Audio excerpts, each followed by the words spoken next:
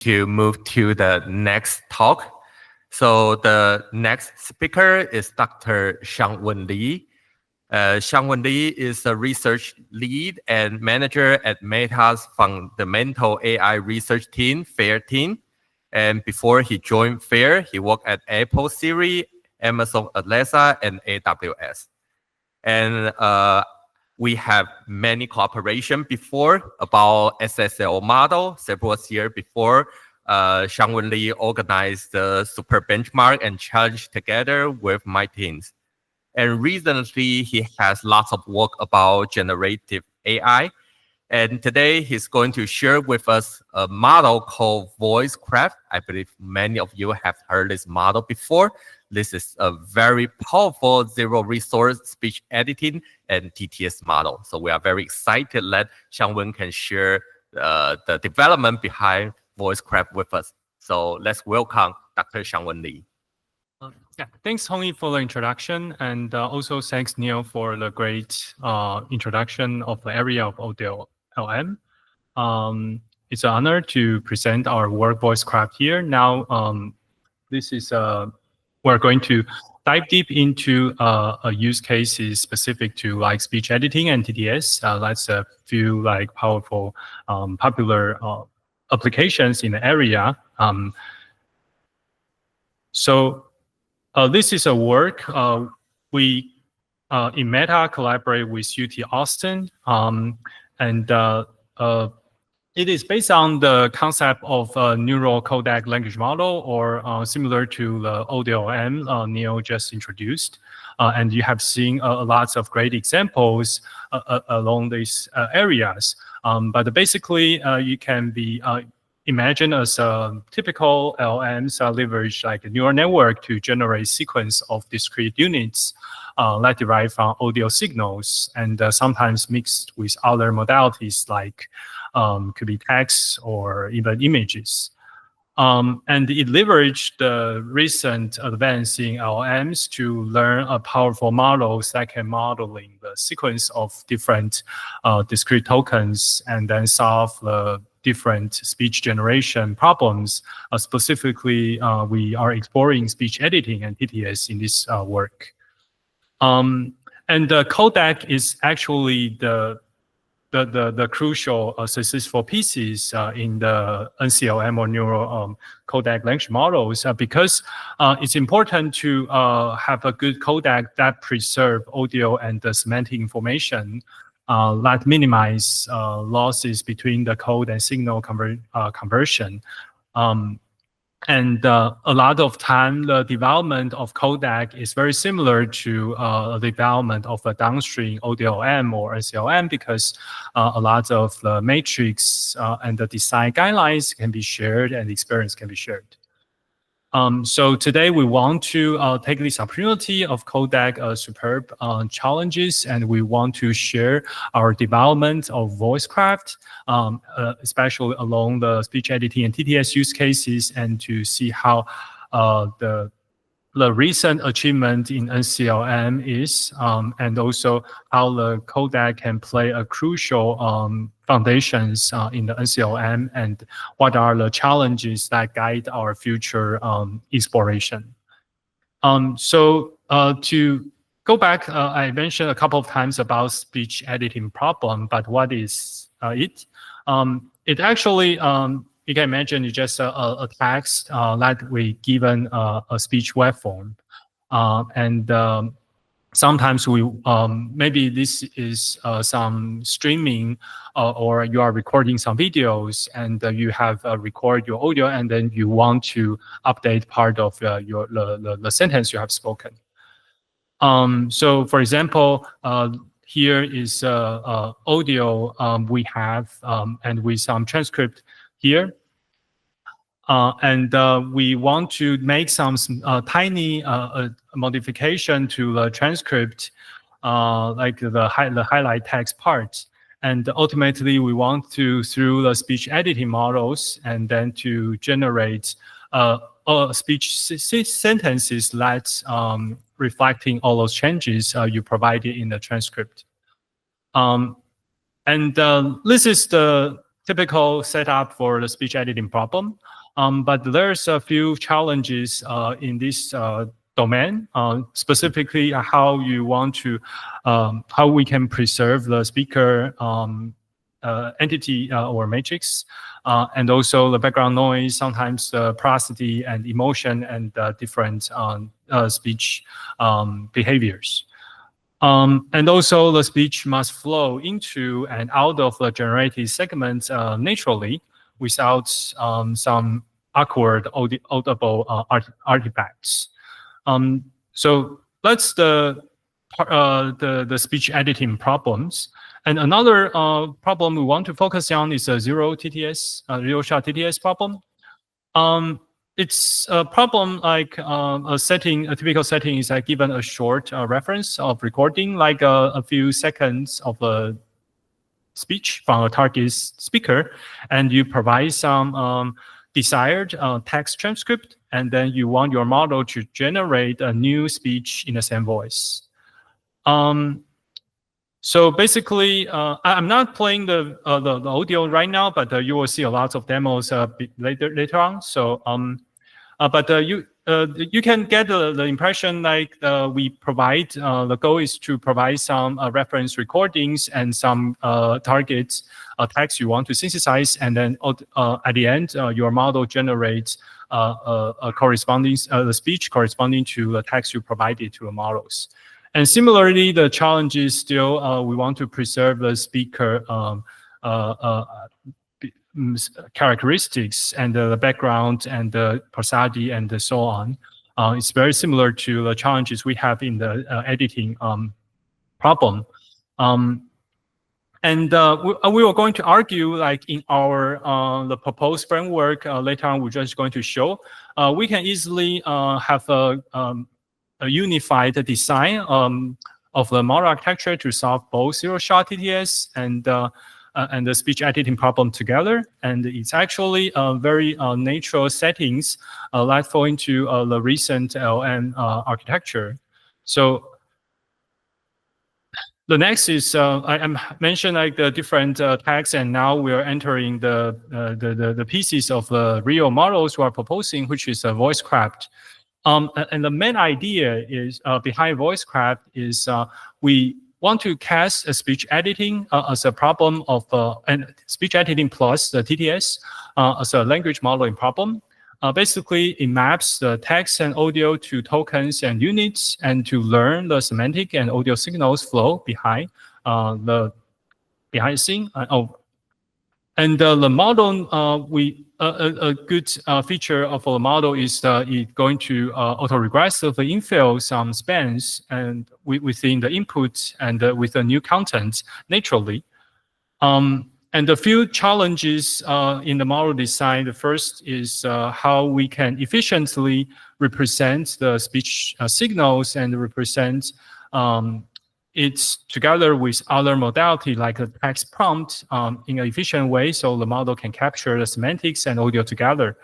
The second is we want our model to generate in an auto-regressive way during the implanting.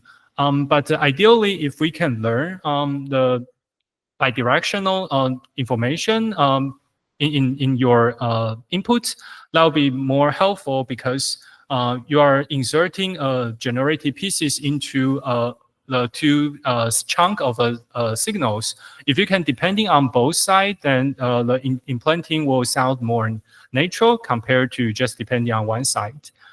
And also, every machine learning problems you are facing are how to get your training data. So we are going to touch these challenges later.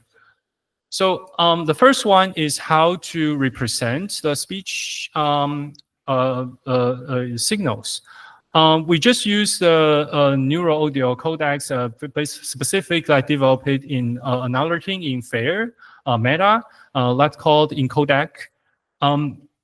We didn't do much ablations like the compared encodec and SoundStream and others, but we believe like Neil just mentioned, lots of things might work interchangeably. But of course, there might be some tiny details different in the behavior. But we just take the encodec because it's available within Meta. And the second is we want to learn both to generate in an autoregressive way, but at the same time to have the bidirectional information. So you can see like in the latest transformer research, there are actually two branches. So one is like the GPT type of the generation. You do your generation in an autoregressive way. Basically, when you generate new tokens, you only depending on the previous token you have seen. So it's more like widely used in generation. And another type of the transformer type of modeling is like BERT. You can imagine like your transformer can take the attentions in different directions, and it's more useful in the representation part.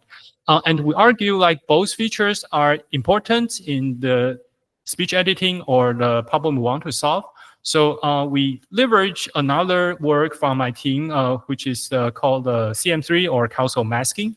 I just linked it here.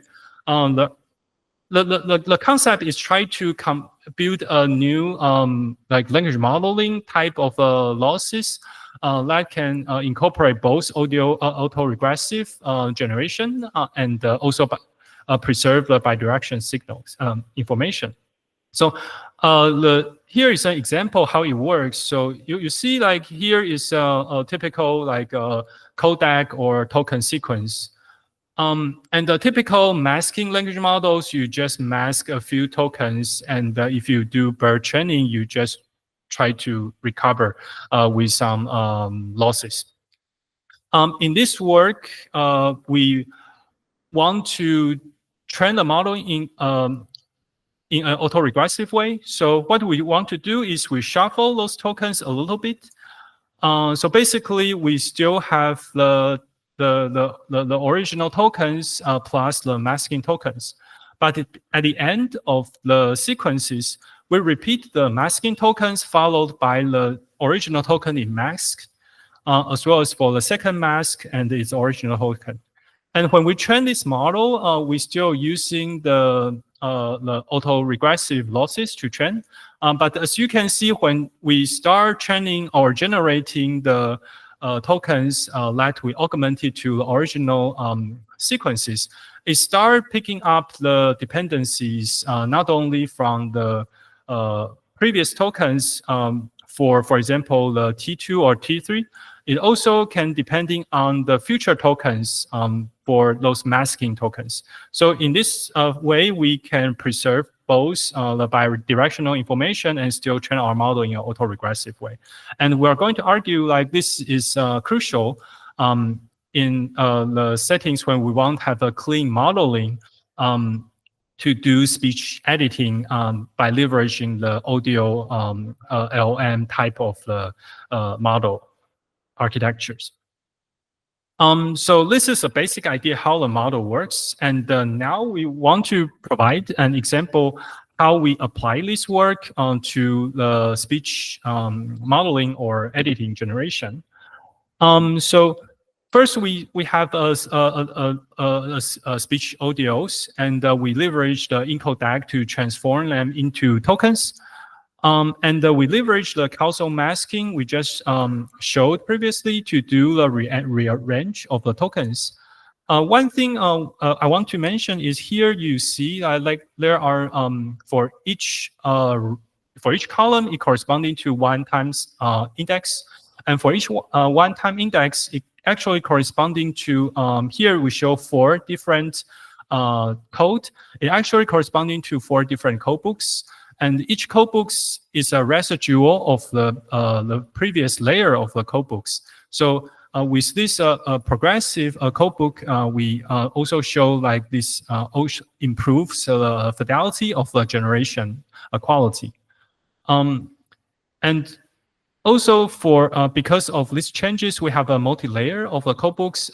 When we learn our model, we also do some delay stacking. Also very common in a few other generation tasks, so that the model can generate, can learn the sequence, and when generation, it depending on the previous tokens, as well as depending on the previous layer of the codebook you generated. And once we have the formulation, and when we build our models, it actually just for the speech signals, we just reformulate them into these stacking and codec tokens. And for the text prompt, we just convert them to phonetize transcript. And when the generation, we just rearrange them and to generate in an autoregressive way and to do autoregressive training. And then the generated tokens can be routed to encodec and then to generate the output speech waveforms. So in these settings, we just typically use the conventional maximum log likelihood to as our losses.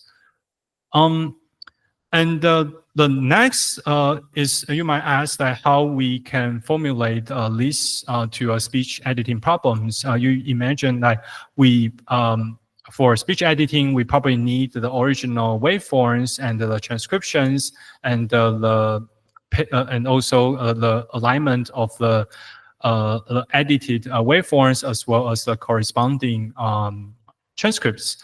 But in the next examples we are going to show, we actually don't need much adaptations to apply our formulation to speech editing. The reason is you imagine in the current settings, we actually have, it's easy for us to get a pair of the speech and the transcription, and it's easy for us to masking a part of the speech. And so in the training, the VoiceCraft can directly train in this flavor. And once the VoiceCraft is pre-trained with this flavor, at the inference time, it actually can apply to speech editing or zero-shot TTS seamlessly. So the example is, so here we give an example for the original pair of the transcript, as well as the original audios. And we want to do the editing. So first we want to do some force alignment to figure out for the for each token where it's corresponding to the in the speech audio signals. So we and then we compare the original transcripts with the target transcripts. And we can easily find the places we want to replace. And for the place we want to replace, we actually just put a masking there. And when we provide the input to the model to run the inference, we actually provide the target transcript and the speech audio signals with the masking places there, and to have our model to generate. And in this way, you can see like because for the models, it actually is agnostic to whether it's the original transcript or the target transcript. The model just follow the prompt you provide to them and to generate the implanting naturally. And we also have a few tricks to make the implanting more natural, like we shifting some masking hyperparameters, but I won't cover that in the more details. And for the text-to-speech inference is also very similar. For example, we have the yellow highlight part as the original reference voice and the blue part as the target. When we provide to our models, we actually just provide both the original and the target transcript along with the audio. And when the VoiceCraft models pick up, it will just view the missing part as a maxing part, and it can auto complete the max part for us. And so to complete the generation for the full target transcript.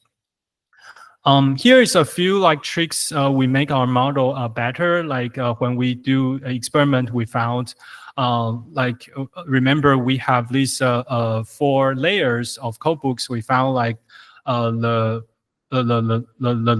the earlier code books usually it requires more bigger weight. That's pretty following our intuition, and also like there's a few tricks like how we tune the masking part to so that the implanting can sound more natural, or sometimes because this is the model like do auto regression, sometimes it can fall into some infinite loop to continuously generating repetitions, and we have some mechanisms to remove them, following some like Moshi and a few other existing popular works.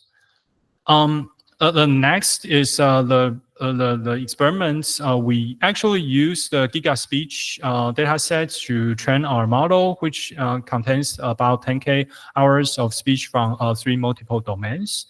We also evaluate our models against these 3 different domains as well. And when we do evaluation, we have multiple ways. For sure, the most popular and reliable is to have the human to compare the different generated signals. And when we do the evaluation, we also build a data set we call RealEdit. It actually contains 300-ish tuples for the original waveforms and the transcript, and as well as the target edited transcript. And the additions we try to balance different addition types like insertion, substitution, and deletion. And there are several examples of our data sets, and this data set is also open source, so feel free to try out. And here is a few like empirical analysis. We compare our works with the original non-edited speech. Somehow the color coding doesn't work, but you pretty much get a sense. We asked the human reviewers to compare original edition and VoiceCraft side by side, and they will give us a rating like which one they prefers.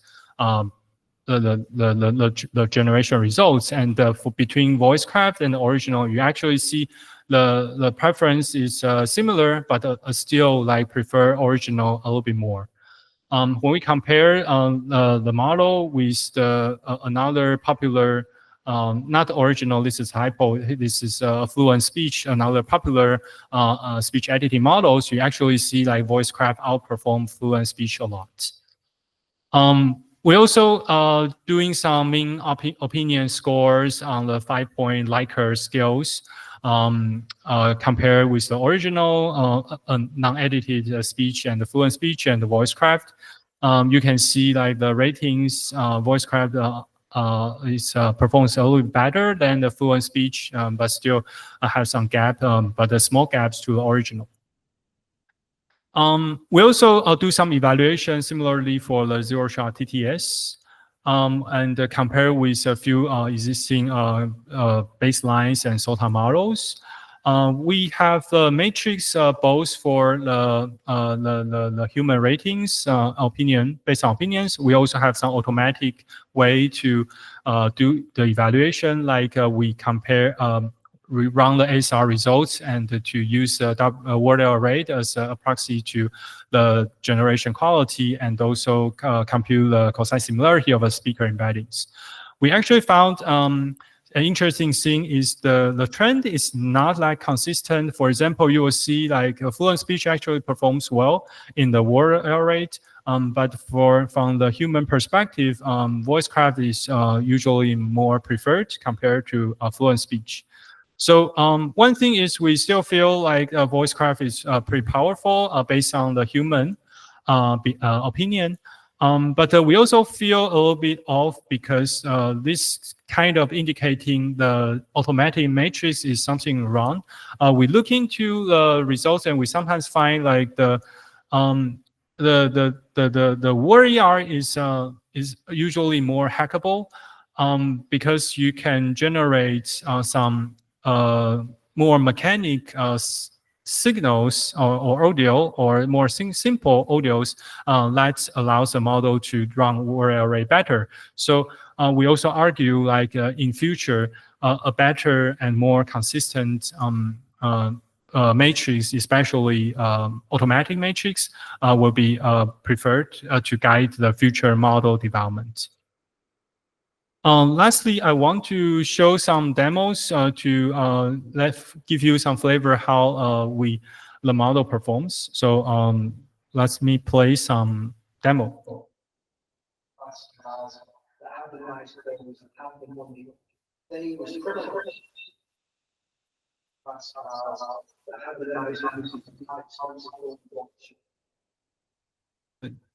I think it's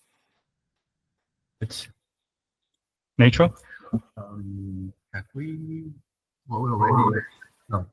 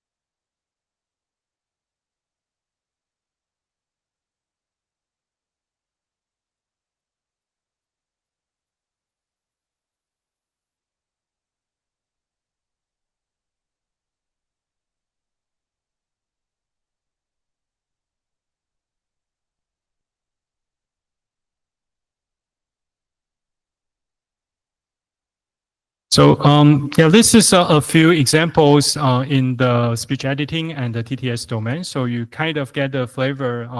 The models not only preserve and follow the prompt to do the addition, it also kind of preserve the speaker characteristics and sometimes also pick up the background noises. So it makes the continuation sound pretty natural. I'm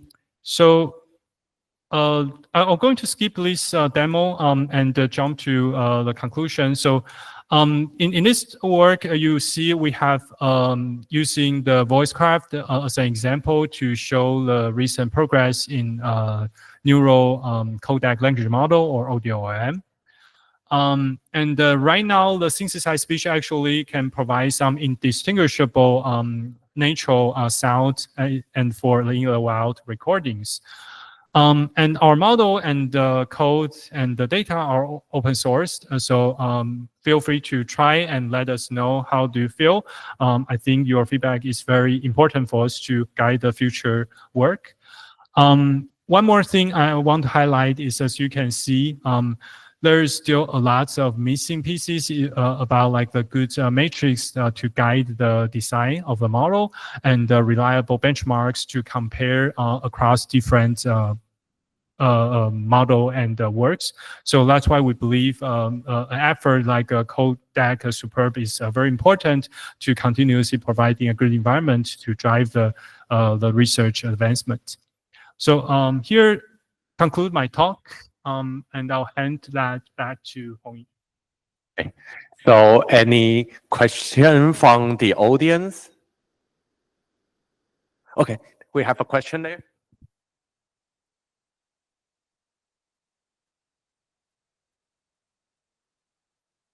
Thank you for the wonderful talk, and it seems like these papers provide a unifying paradigm for the TTS and also the speech editing. Actually, myself did the speech editing problems many years ago. I was the author of the edit speech, and I think a big difficulty in the speech editing is how to utilize the information in the future and in the past. And here you use the decoder only generation methods. And however, the mask token, they are usually maybe lies in the middle of the sentence. So you need to put it to the end of the sentence, right? So yeah, but this seemed quite seems not so natural for me. I mean, why don't we just use like the MLM laws, just like you can just directly use like the BERT generated, also like the one in the mask GCT.